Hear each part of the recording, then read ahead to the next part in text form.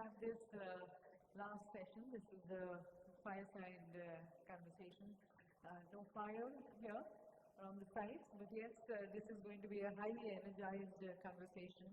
For we now have, if I can say, the solar man who has mobilized organizations, individuals and countries towards energy efficiency, environment conservation, and also towards climate mitigation.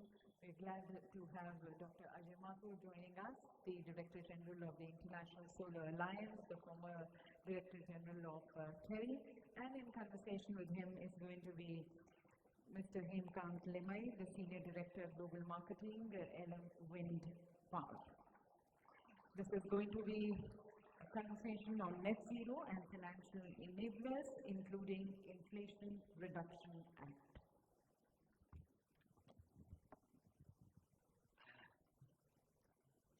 Thanks. So dear all, my name is Hemkant and I have been introduced, so will not use very much more time talking about me. But I think it's fair to say that we have saved the best for the last, and you will feel privileged to hear Dr. Mathur today. This is special on two accounts. One, because we have an eminent personality like Dr. Mathur with us today, but also the topic that we're going to talk about, because it's going to be very relevant to how the renewable energies are deployed across the world. On that count, briefly about the session, what we intend to do today is take a quick view on what's the overall climate change related renewable energy landscape across the world, how the supply chains are coping up with this increased demand, what are the policy and monetary frameworks that are available today on realizing this deployment ambition, and then we will specifically talk about a couple of enablers that we see as most relevant globally, one being the Inflation Reduction Act in the US and the proposed Net Zero Industrial Act in the European Union. And then let's also talk about what it means for countries like India who want or who are on the path of becoming a renewable manufacturing superpower. And I think to take this through, while Dr. Mathur needs no introduction, and I have promised him that I'm not going to read through everything. But Dr. Mathur currently is the Director General of International Solar Alliance, which is an intergovernmental organization promoting and facilitating solar growth. Prior to ISA, Dr. Mathur was the Director General of TERI, and then he has been associated with the sector for several decades, primarily through his heading the Bureau of Energy Efficiency. He was also the member of Intergovernmental Panel on Climate Change in 2007, which won the Nobel Prize. So with that brief introduction, I will start by asking Dr. Mathur, could you please paint a picture of the landscape that you are seeing around the world on the renewable energy deployment in the context of climate change?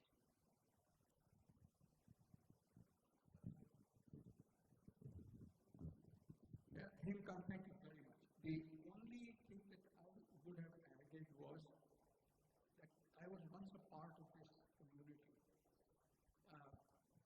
But as far as the global picture is concerned, we have seen a very, very fast growth. 10 years ago, in 2013, the global renewable energy capacity was something of the order of 1,500 gigawatts. Last year, or this year in 2023, it has already crossed 3,300 gigawatts. That is 1,810 years. This is phenomenally fast. I would also add that last something of nearly 300 gigawatts of renewable capacity was added, and this was 83% of the total capacity added in the world. This year, the solar capacity alone, not just the renewable energy capacity, the solar capacity alone will be more than will be invested in oil and gas as a whole. The short point I want to leave you with, Hemkant, is we are seeing phenomenal growth in renewable energy. The challenge of it meeting the 24-hour supply that you and I need is still a challenge. In countries where you have very deep reserves available, for example, in the North European countries you have the Norwegian hydroelectricity reserve available, there you can achieve a very high degree of penetration. In countries like India, where number one, the demand for electricity is growing, so it's growing in the day and it's growing in the night, we need to add storage capacity as well. And the recent tender which has been talked about greatly, yesterday's tender, the earlier tender, the IRA tender, all of these indicate that solar plus wind plus batteries are, in a sense, already cost effective, because we've been able to find prices in the vicinity of 3.99 to 4.21 rupees per kilowatt hour. And in this year, the new coal capacity that has been added has been found to regulatory means through Section 62 of the Act to have prices in the vicinity of 5 rupees a kilowatt hour. Right? Yes, of course, addition of 1 megawatt of demand would mean that you would end up adding something of the order of 3.5 gigawatts of solar and wind capacity, and in addition, approximately 1.5 megawatt hours of storage capacity. This is what is needed. So the capital cost goes up higher, but the cost of electricity is lower. So you and I lose a huge amount of money per year in our electricity bills if we go in for fossil fuels as opposed to solar plus wind plus battery. So the second point I want to leave you with is we are seeing the evolution of cost-effective strategies for renewables, both for the developed countries and for the developing countries. Note that I'm saying we are moving towards it, not as we have reached it, but we are moving towards it. The last point that I want to make here is about the fact that we are going to see a far, far greater demand. There are various numbers on that demand. The numbers range from the fact that all the capacity in the developed countries is replaced by renewable capacity. It is also based on the fact that future growth in developing countries is added to what the current existing possible capacity is. Yes, those are huge numbers. It also tells us that the amount of resources that you need for this are huge, but they are repeated. And as was discussed in the session before last, there are some very interesting mechanisms to ensure that we raise money and that money keeps flowing. Because you can't have it locked for 10 years or whatever for it to be reused. And therefore, issues like raising bonds on assets which are generating is clearly a mechanism to ensure that we raise the kind of capital that is needed. So the third point that I want to leave you with is that while the demand is large, in solar alone we expect that if things go like normal, the demand in 2030 will be 3 times the demand of today. And if solar hydrogen takes off, the demand could be as much as 10 times what it is today. There is adequate money. We will need to restructure the natural mechanism should it be?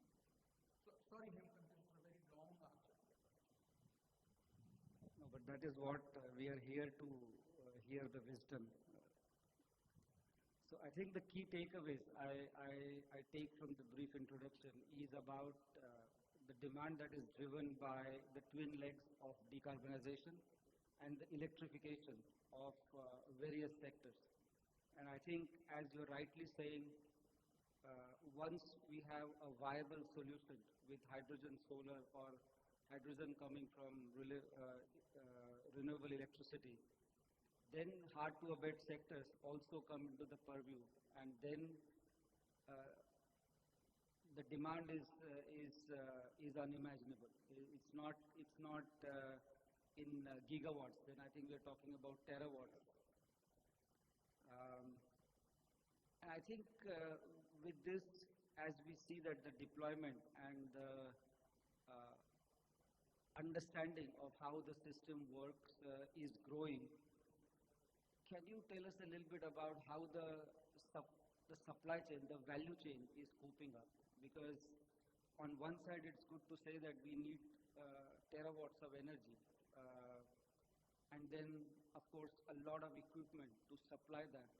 But how do you see the supply chain and the more than supply chain, the value chain coping up with that demand coming up? The first issue is this is a vexed subject. And it's a vexed subject because of two reasons. The first is that currently most of the production, whether in solar or in wind, is deeply concentrated. In the case of solar, approximately 70-some% of modules are made in one country. In the case of wind, approximately 60% of the wind turbines are made by that one country. This is problematic. Because it's not problematic because the country has been doing extremely well. It has provided systems to the world at a very low price. The problem is, it has now come to the point where it has started affecting supply chains. So, we had this curve of lower and lower and lower prices of solar panels every year. But in the last 2 years, since 2021, it has taken a curve upwards. The downwards curve, and now it is going upward. Why?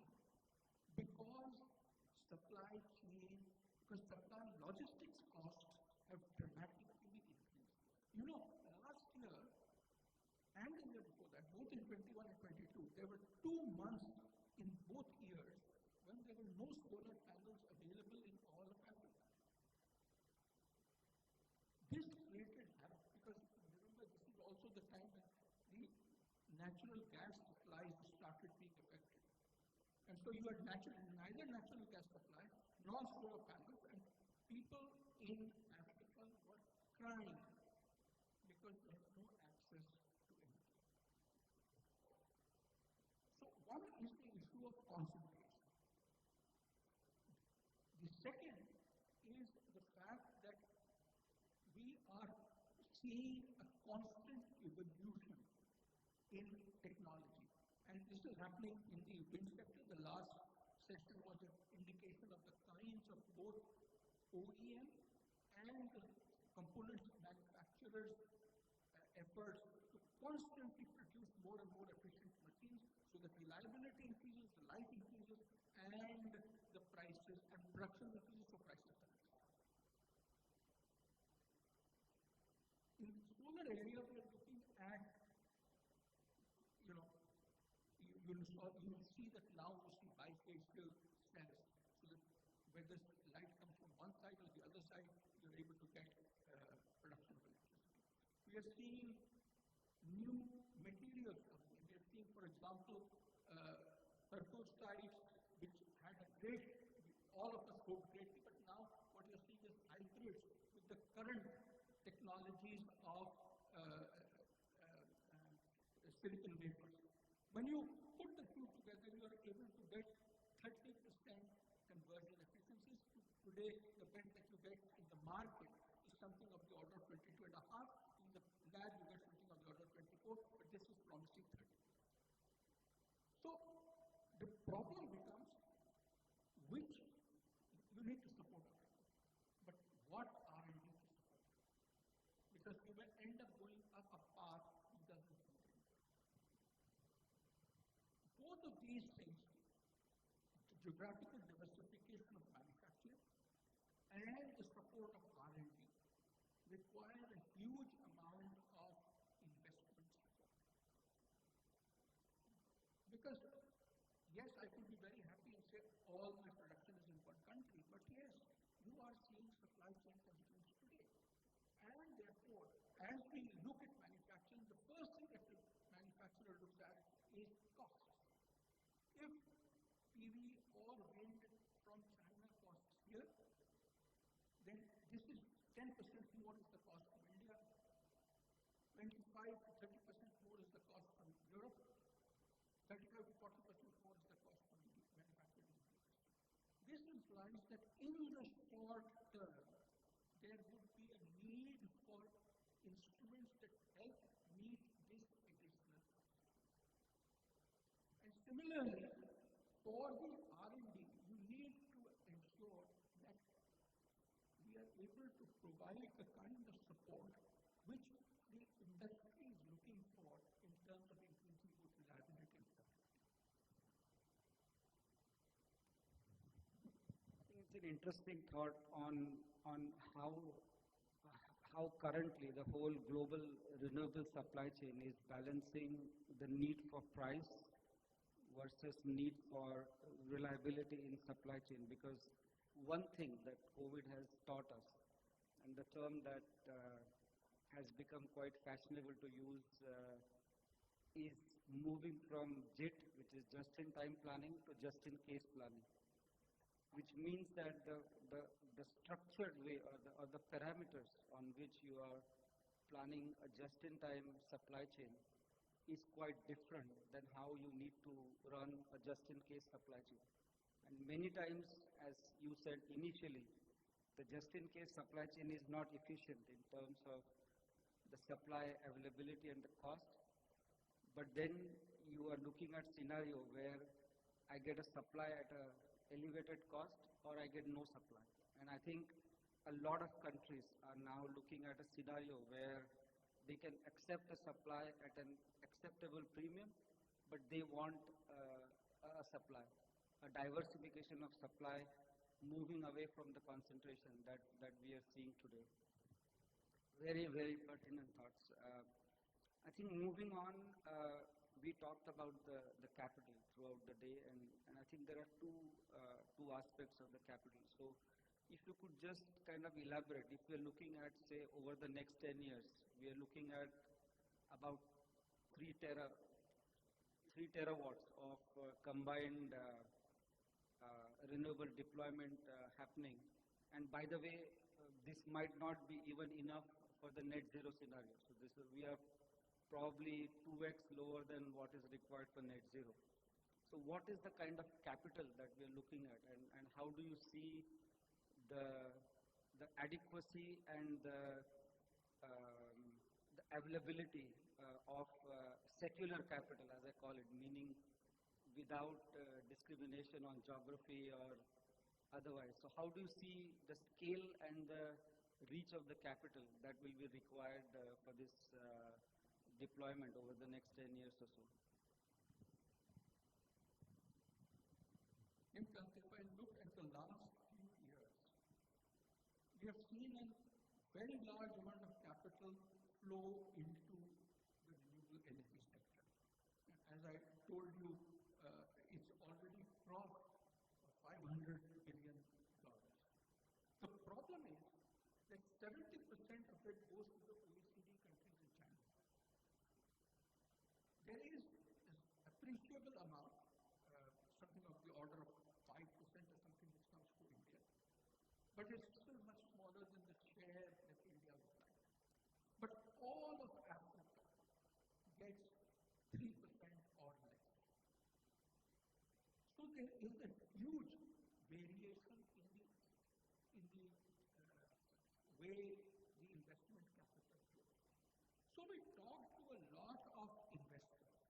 Why is it that they're not investing in many countries, for example, Africa, and they're particularly investing? And their answer was very, very simple. It was on the basis of risk. The chances of getting a return on an investment that I make in the OECD and China is very near 98, 99%. On the other hand, in other geographies, getting that return could be much higher. And many a times for these newer investment houses, they often do not have exposure to these countries. Now, remember India. The vast amount of capital that is deployed in India is deployed by the local banks, by local financial institutions. As a fraction, the foreign capital is much less inclusive. So if they don't have exposure, how do they learn? So the goal is, how do you pull this money in? So in our view, when we did the numbers for Africa, we found that the failure rate to repay was very, very low. It was about 2%. Whereas the premium on capital was already 6% plus in real terms, not in foreign exchange adjusted terms. So we thought that there is a risk and therefore this needs to be addressed, and we therefore have proposed the creation of a solar facility which has a guarantee. You know the guarantee mechanism that SECI operates. In a sense, it's very similar. If there is a delay in repayment, again the same kind 90 days of repayment, then a certain amount of money that the investor, not the developer, that the investor expected would be paid back to him. This gives him confidence that he will get a return, and therefore it gives him confidence to invest in places where he has not invested. I think it is very, very important that this is enabled. So for example, when we talk of India, we talk of three numbers. If we want to get these things, we need to have the kinds of guarantees that can provide the comfort to the developing, to these companies. In my view, back of an envelope calculation, a guarantee of something of the order of 20,000 crores is needed to cover the investments that are needed up to 50. What we worked out was that if the government of India had done an answer of approximately less than half of it, say 9,000 crores, and tells the developed countries that, listen, I can move to solar plus wind plus hybrid, but I need this to be guaranteed. Now, guarantee funds are lovely because very small payouts lead to very large flows coming in. In the energy efficiency sector, we have found a ratio of 1:20. But supposing you take it as 1:50, what the 90,000 crores does, 6 times that investment is what is brought to the market. This enables the international monies to come in comfortably. And I think once I reflect on this, and when you start to converse this with the topic that you talked about on where does the deployment happen, and also where investors put the money, then there is a sense of congruence that investors feel comfortable where there is guaranteed return, and or there is also a sense of supply chain security. And I think what we need to see going forward is that how does that happen to countries outside OECD and China, that the supply becomes divergent, and then also that there is enough guarantee mechanism that the governments can offer to diversify the supply chain. And I think if you look at the global landscape, there are two types of approach that we have seen: the carrot approach and then, let's say, a stick approach. And the most talked about, uh, the carrot approach, where they also did a first anniversary of that this August, is the Inflation Reduction Act in the US. Uh, it is billed as the largest climate movement on the part of the US. It was enacted into the law in August 2022, and it does two things.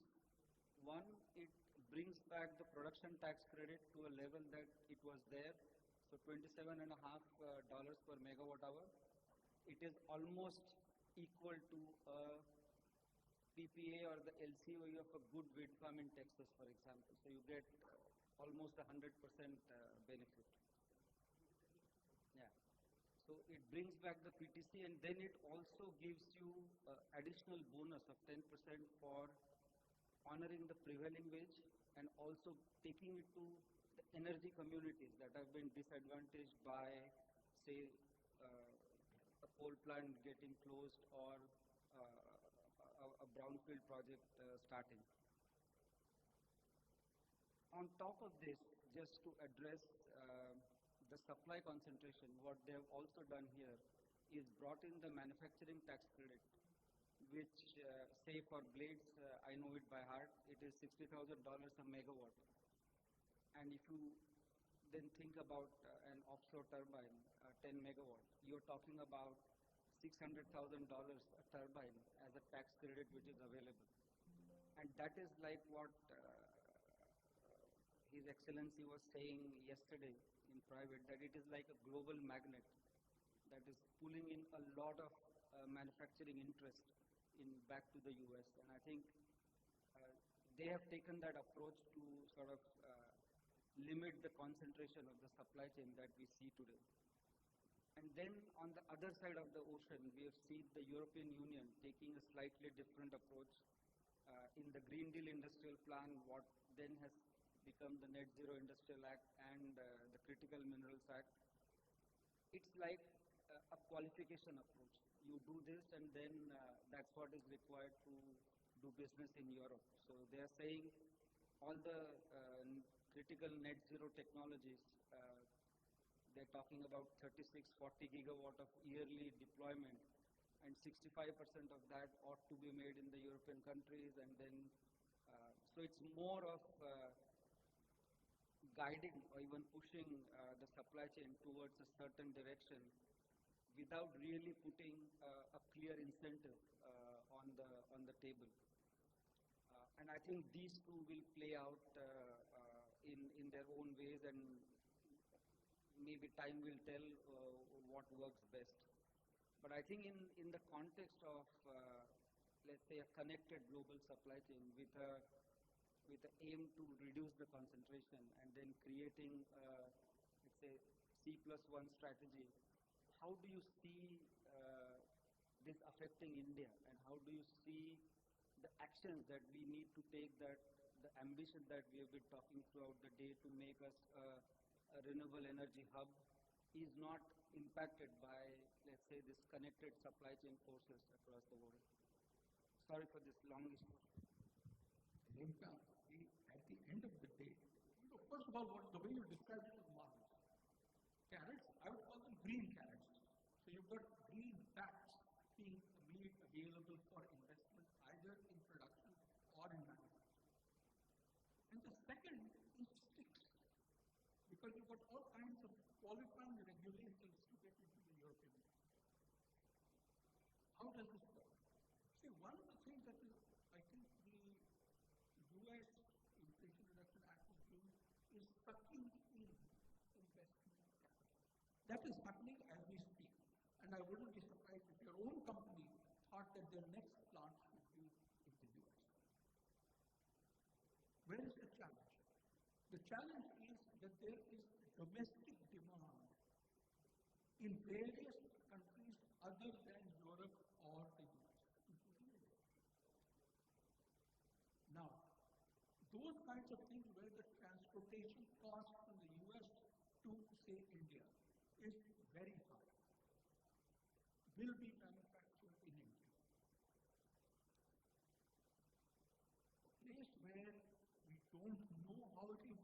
is, for example, green hydrogen. Green hydrogen could well be in the US, but it will not be because of the money. It will be because of the land available for establishing the solar or wind farms that are necessary to produce the green electricity to produce the energy. Now, where does this leave us? It tells us that the Inflation Reduction Act is very clearly a industrial policy act, more than anything else. The sticks that Europe is using is more about ensuring that the material that comes into its market meets the kind of needs, the green needs that it has, not so much about manufacturing, but about scale. Therefore, anything that has got low costs of transportation would be manufactured in the US and sent to Europe. And those which have a high cost of transportation will be manufactured in Europe. Europe is as concerned as are other countries about the geographical concentration of manufacturing. So they will also provide this support. But whether we will have an escalation of incentives which match the Inflation Reduction Act, I don't know. I don't think so. We have our own production-linked incentive PLI scheme. I think the key issue is what the Inflation Reduction Act has been able to do is that it's not just back-ended, it is partly front-ended as well. And the second point that I would like to say is that it is also to a certain extent efficiency-based, because you get more incentive if you generate more. Similarly, the PLI is linked to the efficiency of, or the minimum efficiency of the products that you make. What this does is therefore also address the technology of tomorrow, not just the technology of today, which is, I think, one of the most important issues as far as guidance for tomorrow is concerned. I think there are, of course, thanks. I think there are several things that stand out in terms of how these two acts will play out. And as you rightly said, that it values the efficiency, it values the technology, not only of today, but for the several years that will come, and actually puts the dollars on the table where investors can see and take the actions. I think what we will do is, until now we had an extremely engaging conversation, and I'll just recap, and then what I want to do is maybe open it up for a couple of questions for the audience before we close. So I think what we have heard from Dr. Mathur today is a tremendous runway that is available in front of us in terms of the global renewable deployment. Going from, I think, almost a 2 terawatt opportunity over the next 10 years. There is a pertinent case to reduce the concentration, look at supply risk on top of just the price as a buying criteria, technology improvement, and I'm saying technology improvement both on wind through better machines, better reliability, but also on solar. But I think a lot of technology improvement will happen on hybridization, on data, and on how to sweat the asset the best that you can, because as we saw in the PTC, it rewards you even more. And then we have also heard that some form of PLI or some form of, as you said, incentives will be required to balance this new dynamic that is coming across the global, not only the deployment but also the supply chain.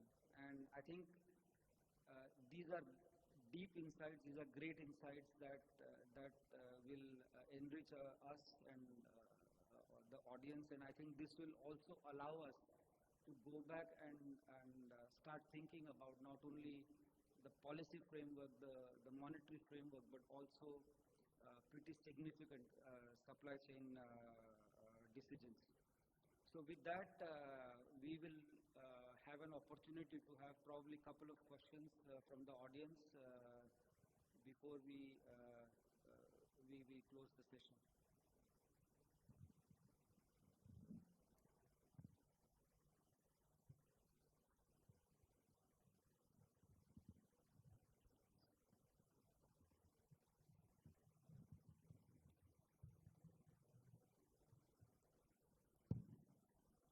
Thank you, Dr. Mathur and Mr. Limaye. The US IRA has an estimated dollar per ton CO2, which is in the range of $70 for the cost that the taxpayer is paying towards this. Is that of relevance? So how do you see that for a country like India, or of course you talked about Africa? What does that mean? And any Rahul, I should counter you to ask very difficult questions.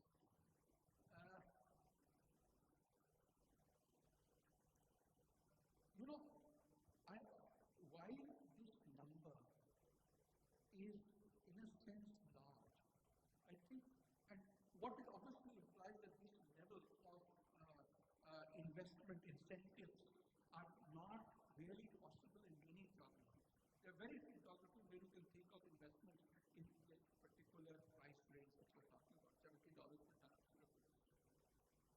I think it is useful to think of it as being structured so that it sucks in investment.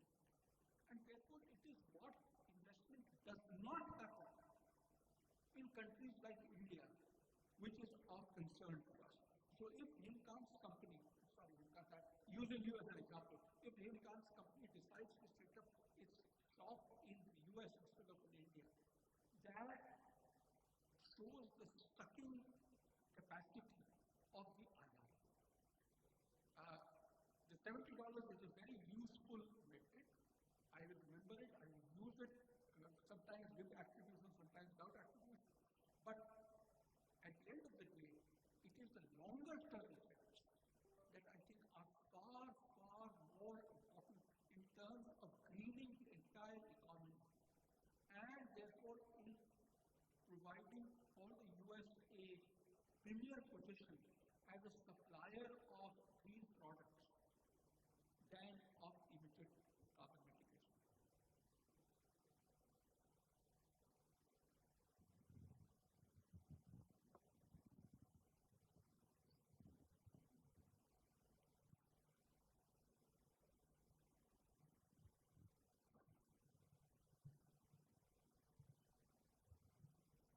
Hello, sir.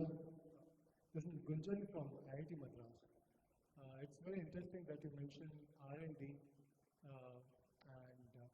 How do you look at R&D in terms of today's and also the landscape that you're looking at? Because whenever we talk about all the business part here, we always see that R&D takes a backseat. And when we want to be self-reliant, we have to develop our own technologies.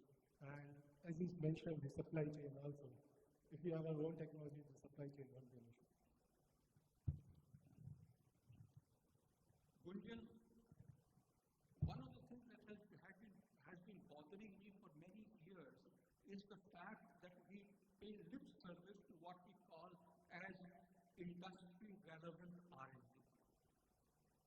All the programs that we have seen till now, if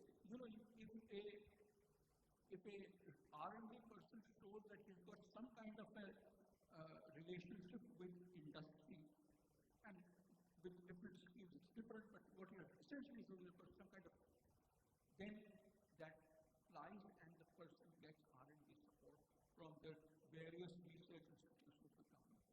I believe that the PLI program provides us with an opportunity, because here is something that the government says should be manufactured in India, where there is a linkage to the efficiency. Consequently, for example, if there is a requirement that if you are an R&D person, if you can get into bed with a PLI avoiding. And the PLI avoiding, why we're needing interested in it? You will be interested because your technology can help him in meeting the goals of tomorrow, which is what the PLI is about, not just today. What this does is, you see, most R&D that occurs leaves us with technologies that are in what is known as technology level 4 and 5. That's what typically happens in universities. Sometimes it succeeds, but typically it doesn't. What industry needs is technology level 9. Then it can adopt. Who pays for it to go from 5 to 9? This is where we need the R&D monies to flow. It's not that we don't need it in 1 to 5. Of course we need it, but we also need it in 5 to 9. The problem is how do you make the case for it? Now I think with the PLI scheme we have a mechanism for making the case for increased R&D investment in these subjects. And I think on top of what Dr. Mathur said, that we today are blessed with the demographic dividend that we enjoy. I think it will be fair to say that outside the OECD, India is increasingly becoming a technology and research hub for a lot of companies, not just in wind, in general manufacturing. I think at least for my company, we are very proud that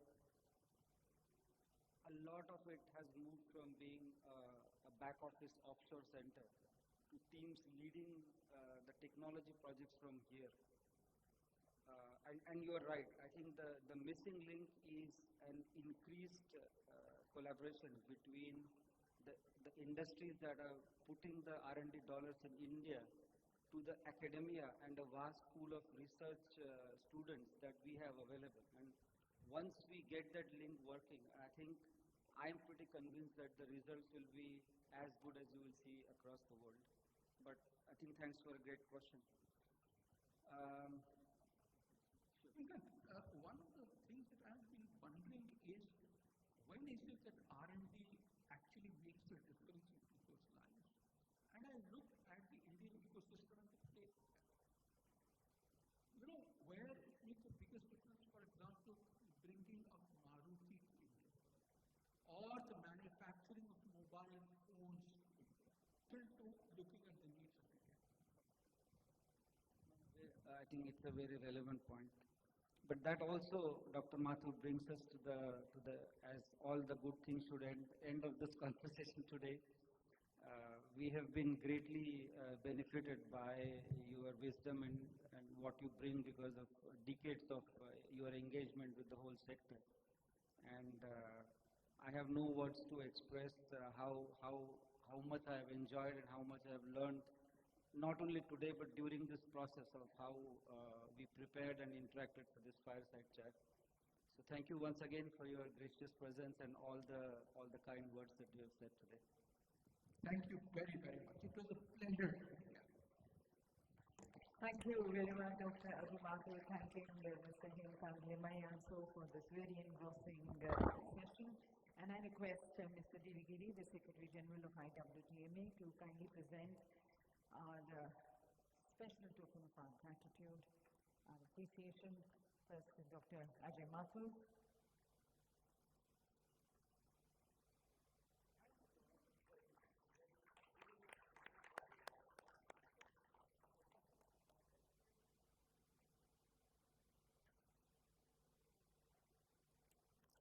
And to Mr. Hemkant Limaye.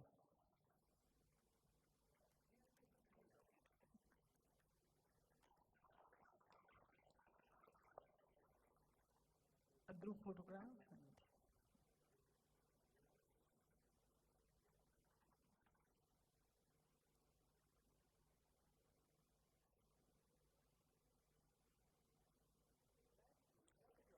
So ladies and gentlemen, we call it a day, and tomorrow morning we start with our sessions at 10:30. The exhibition is still on. You can go and pay a visit to the exhibition area. Kindly be seated by 10:15 so that we start on time, 10:30. Thank you. Have a great day ahead.